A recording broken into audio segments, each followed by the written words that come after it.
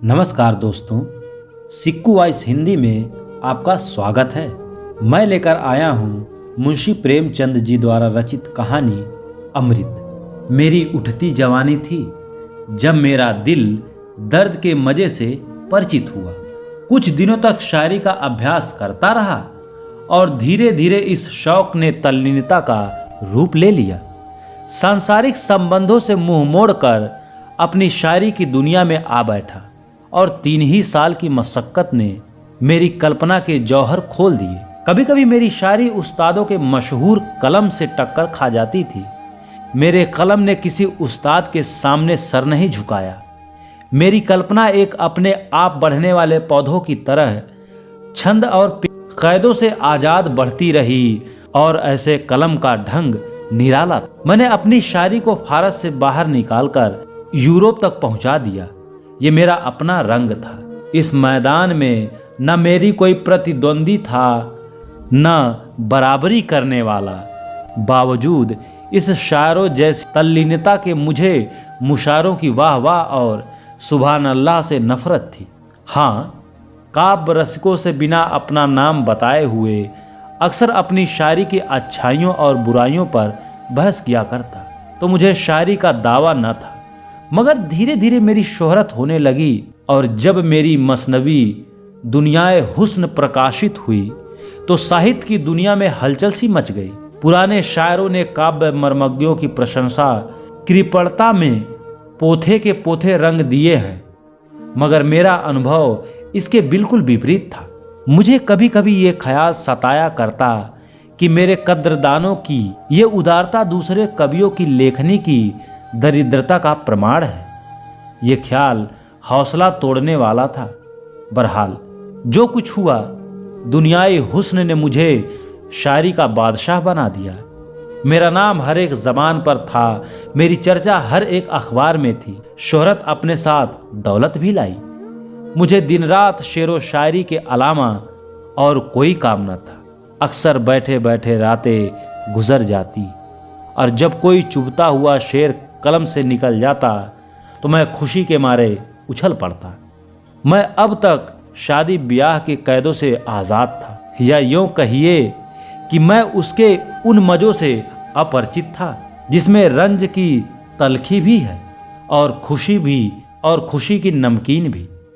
अक्सर पश्चिमी साहित्यकारों की तरह मेरा भी ख्याल था कि साहित्य के उन्माद और सौंदर्य के उन्माद में पुराना बैर है।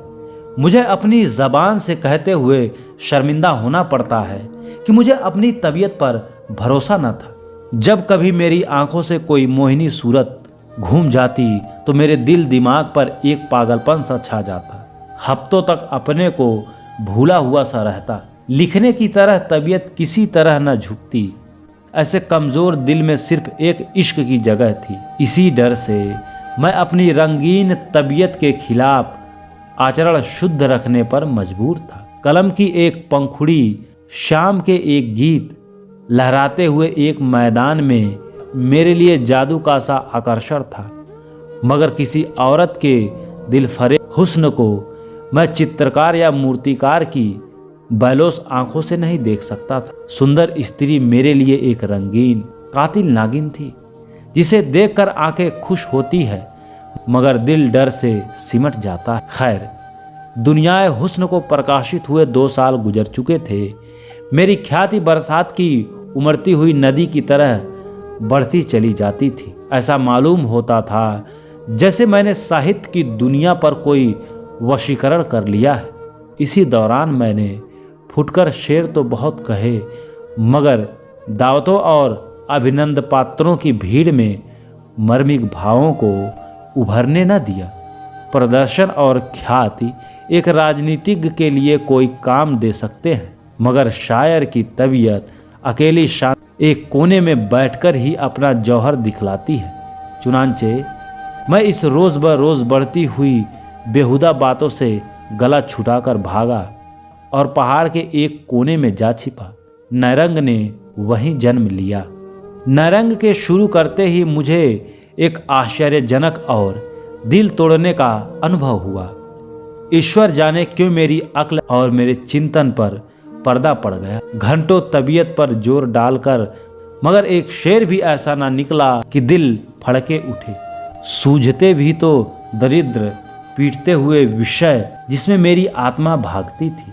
मैं अक्सर झुझलाकर उठ बैठता और बड़ी बेदिली की हालत में सोचने लगता कि क्या मेरी काव्य शक्ति का अंत हो गया? क्या मैंने वो खजाना जो प्रकृति ने मुझे सारी उम्र के लिए दिया इतनी जल्दी मिटा दिया?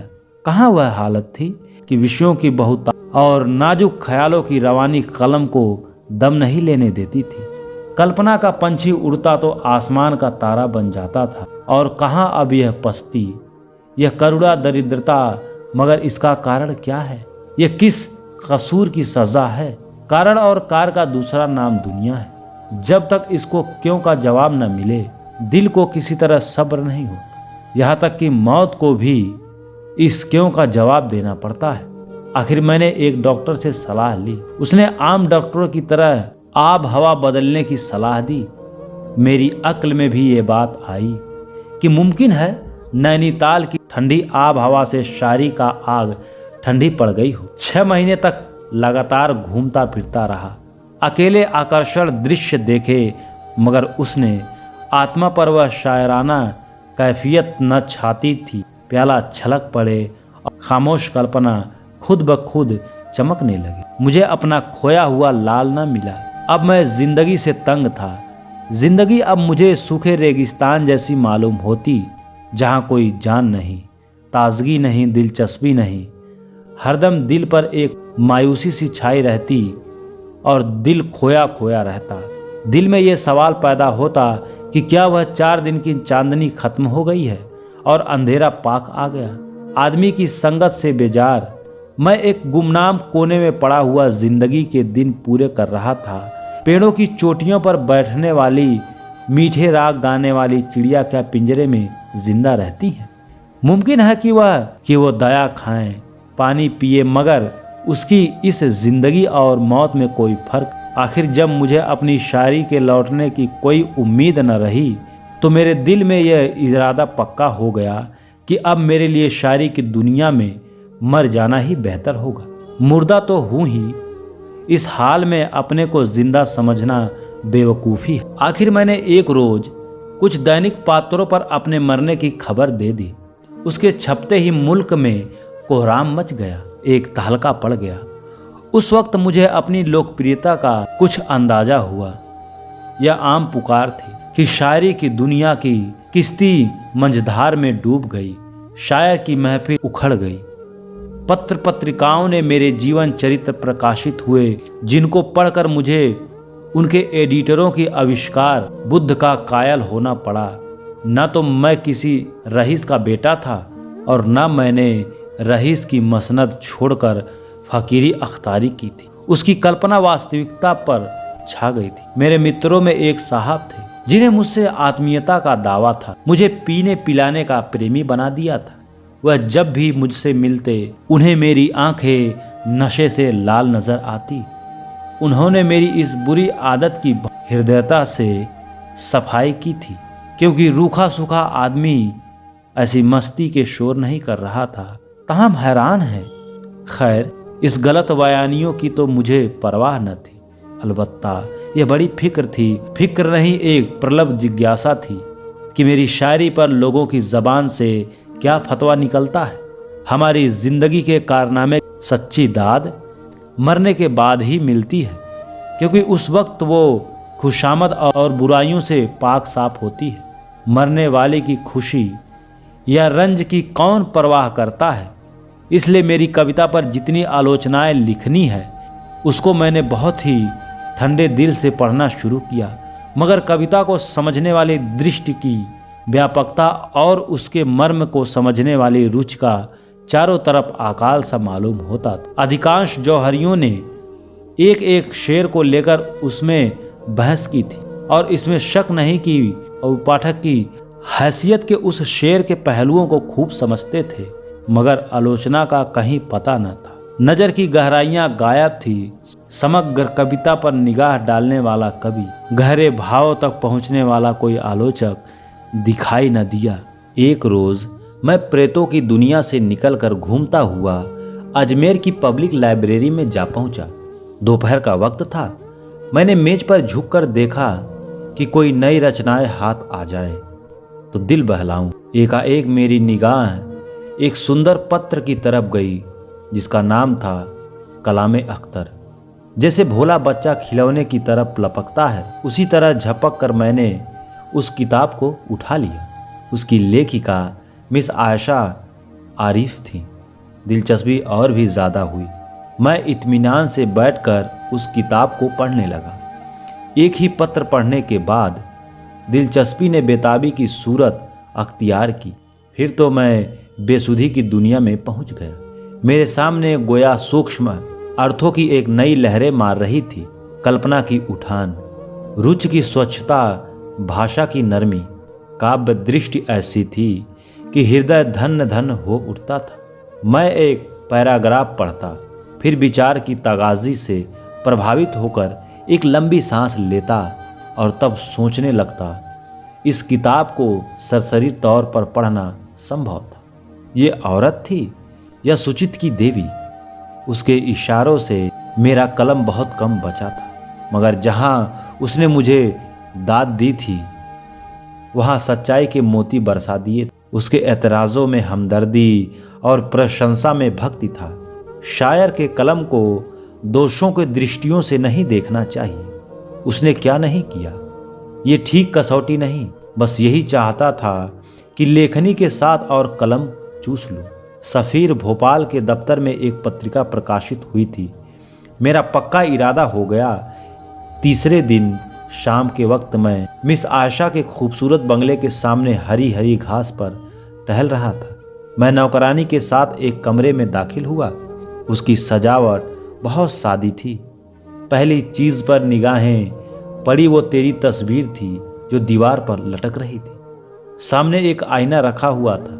मैंने खुदा जाने क्यों उसमें अपनी सूरत देखी। मेरा चेहरा पीला और कुम्हलाया हुआ था। बाल उलझे हुए, कपड़ों पर गर्द की एक मोटी तज जमी हुई, परेशानी की निंदा तस्वीर थी। उस वक्त मुझे अपनी बुरी शक्ल पर सख्त शर्मिंदगी हुई। मैं सुंदर ना सही, मगर इस वक्त तो सचमुच चेहरे पर फटकार बरस रही थी। अपने लिबास के ठीक होने का यकीन हमें खुशी देते हैं। अपने फूहड़पन का जिस्म पर इतना असर नहीं होता जितना दिल पर। हम बुज़दिल और बेहौसला हो जाते हैं। मुझे मुश्किल से 5 मिनट गुजरे होंगे कि मिस आयशा तशरीफ लाईं। सांवला रंग था, चेहरा एक गंभीर बुनावट से चमक रहा था। बड़ी बड़ी नरगिसी आंखों से सदाचार की संस्कृति की रोशनी झलकती थी। कद मंझोले से कुछ कम, अंग प्रत्यंग छरारे सुथरे, ऐसी हल्की फुल्की। प्रकृति ने उसे इस भौतिक संसार के लिए नहीं, किसी काल्पनिक संसार के लिए सिरजा है।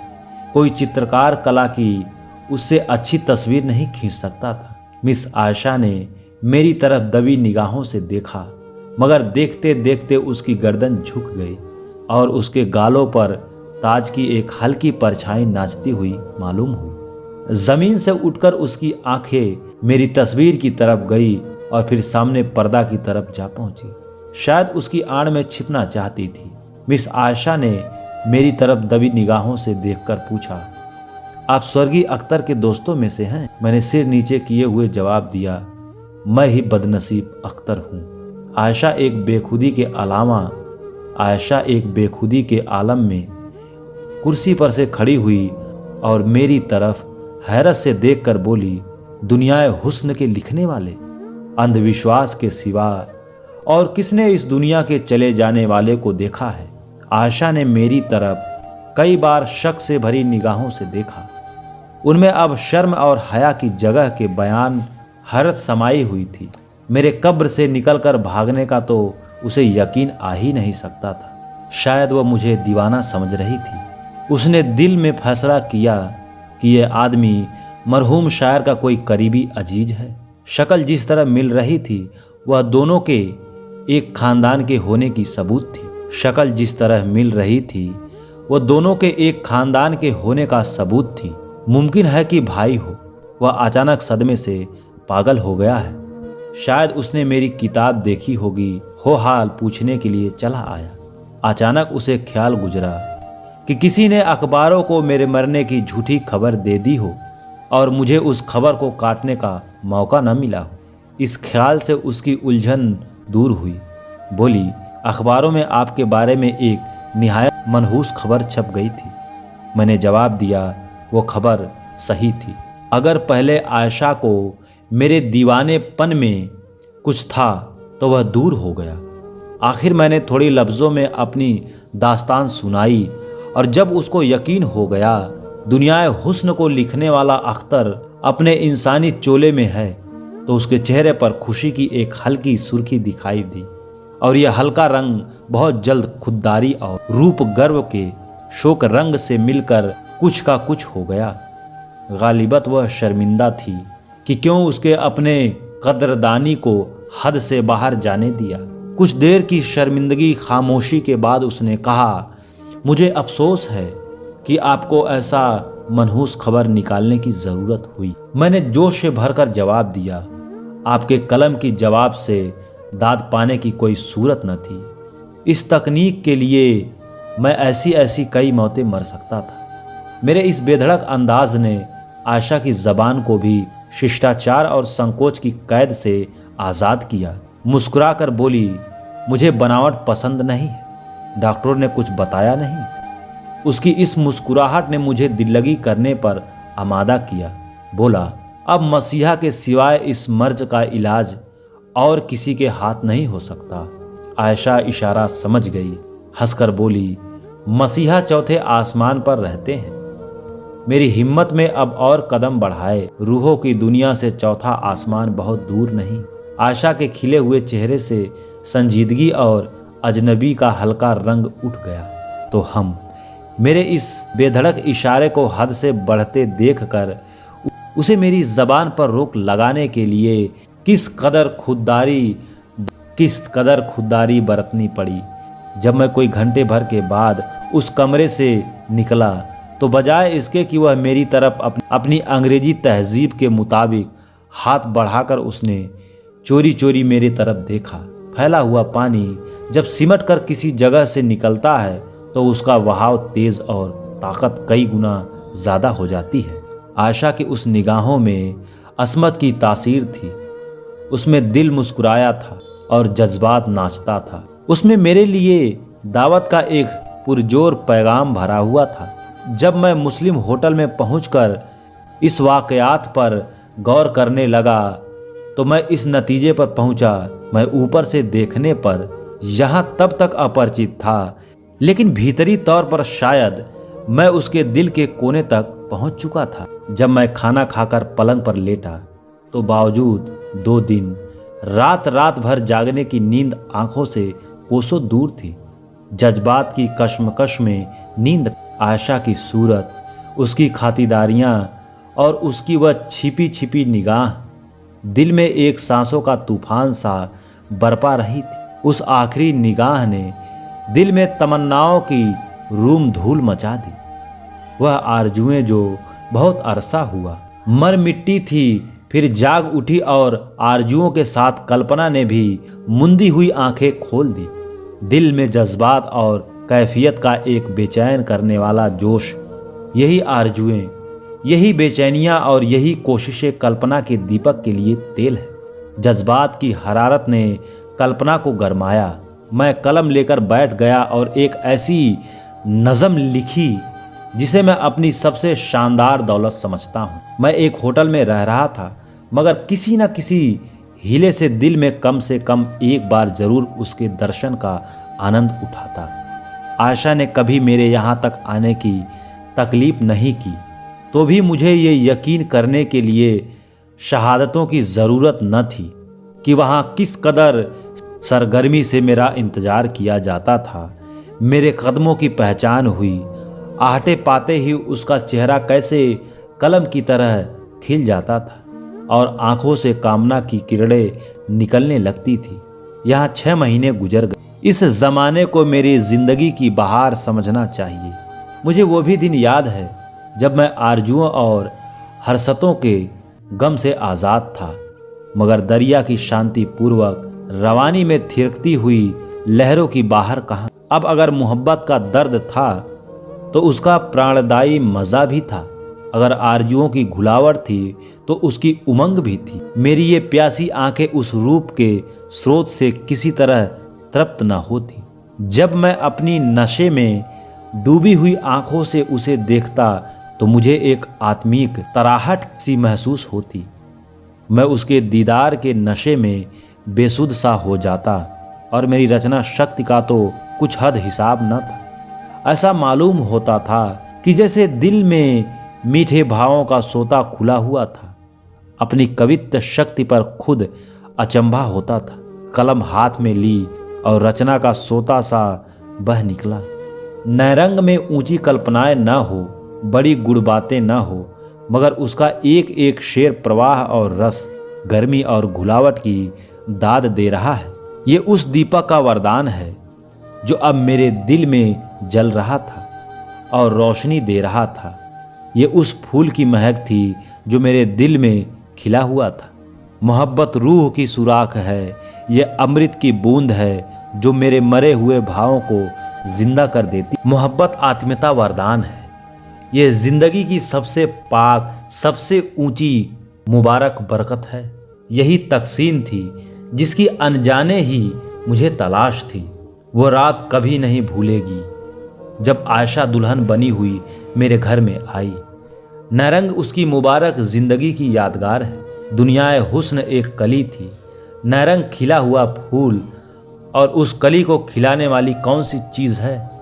वही जिसकी मुझे अनजाने की तलाश थी और जिसे मैं अब पा गया था। तो दोस्तों, कैसी लगी आपको ये कहानी? अगर कहानी अच्छी लगी तो वीडियो को लाइक करें, शेयर करें और चैनल को सब्सक्राइब ज़रूर करें। धन्यवाद।